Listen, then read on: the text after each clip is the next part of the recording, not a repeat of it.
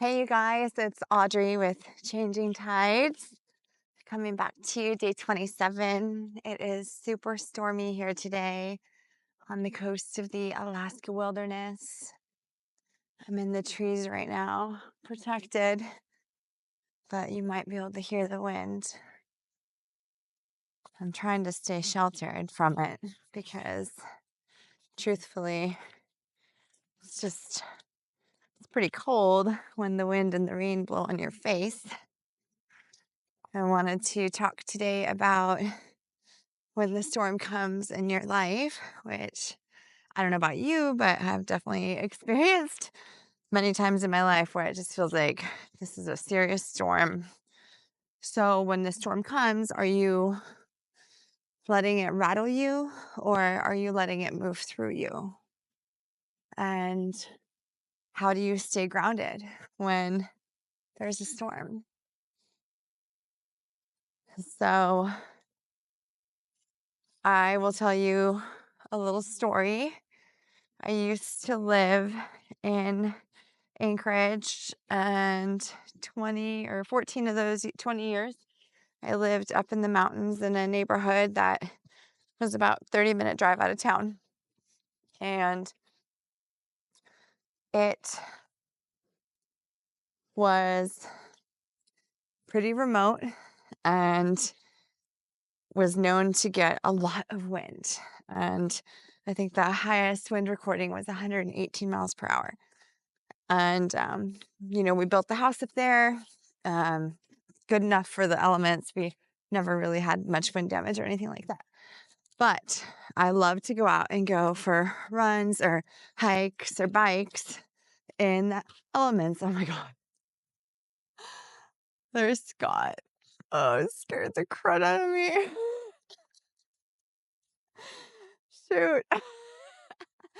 Was not anticipating running into him. He's doing a video or something. Sound recordings that I'm gonna mess up. I might stop talking while we go by him. But I used to love to go out and go hiking in the elements where even if it was super windy, like super duper windy, it was okay because I was prepared. I had the right clothing on and the right gear on. And I knew that it was only going to be for like an hour or two or three and it was going to be fine. And even if I was freezing and the wind was like taking my breath away, it was okay.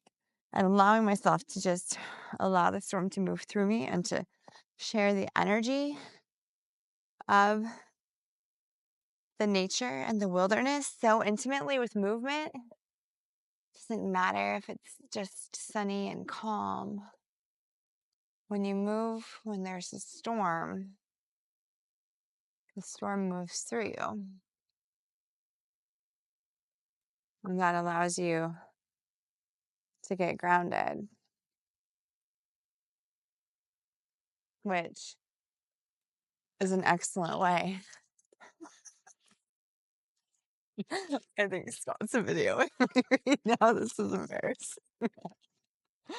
Not really, I'm gonna wave. Should we go say hi? Maybe we'll go say hi. But to have the awareness of if you're going through a storm in your life, like if things just aren't going well in any area of your life, if there's stress in any area of your life, and it feels like a storm, is it rattling you and controlling you? Or are you allowing it to move through you? Trying to gather awareness and clarity. It's pretty stormy here. Hi. Getting some good footage?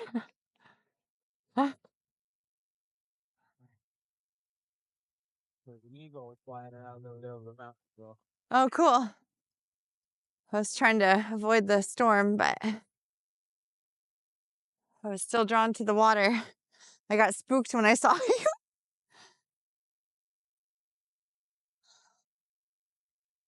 you. So the way to evaluate if you're being rattled by the storm is, do you feel out of control? Do you feel like you're impulsing? or binging in any area of your life? Do you feel like you're in an unsustainable relationship or environment with work or personal relationships? Or are you overextending yourself? Are you not allowing for space in your life for pause and clarity and freedom and stillness and just to relax into the knowing that when we allow ourselves to have downtime, we open up to connecting with our highest self, which is really, really amazing. So pretty, even in the storm. Protected for now by the trees.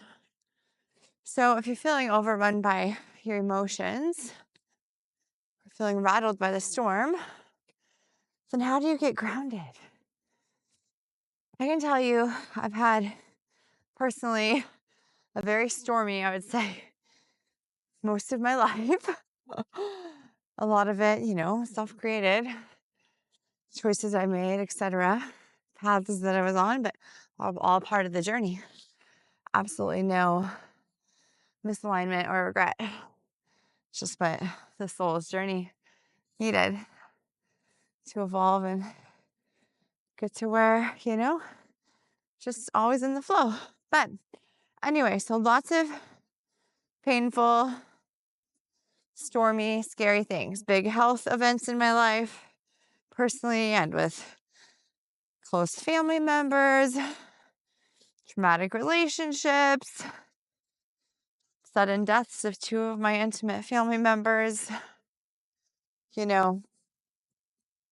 unstable environment for a lot of my life. And I can tell you the difference for me between, let me show you guys this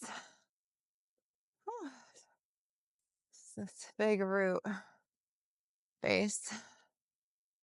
This tree that blew over is massive. Did a little poetry reading in front of it the other day. Now that I saw, like, Scott spooked me in the when he was over there, now I'm scared a little bit, looking around like, oh, somebody watching, because you just feel so alone out here, and then to randomly see somebody, even though I knew he was going out, I just didn't know where he was going. But anyway, I digress. So if you are able to identify that you're feeling ungrounded in those experiences, like I definitely, it's windy, I definitely was feeling very grounded or very ungrounded, like a lot of the storms, emotional turbulence in my life, probably for the first, I don't know, 75% of my life. Honestly, I was very emotionally driven and didn't feel like I had great, consistent tools. I did have some tools, and I did start young with them. Like I think I've mentioned, physical activity has been like a godsend for me since a very young age. And just being aware of like what my body likes and feels good with nutrition has also been critical. And taking care of and facing any health imbalances head on. That's been critical. And so yeah, those are just kind of basic things just during busy life and childhood, and then have dove a lot deeper into different areas. Okay, this is a super sketchy part.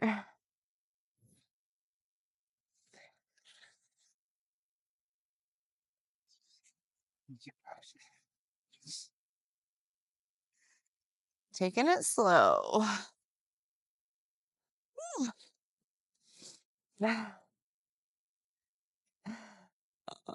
We made it. Oh man, I'll show you a little bit out there. It's really storming down there today. That's the beach we were walking on with starfish not too long ago. It's pretty beautiful, that's for sure.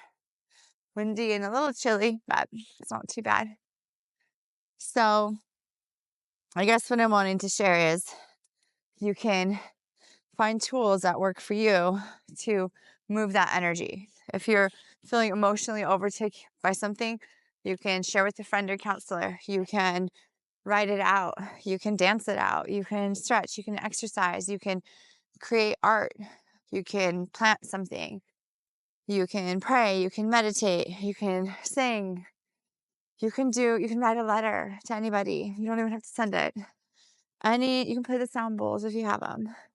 Any type of expression of energy when you're in a storm is going to transfer that energy through you and won't paralyze you.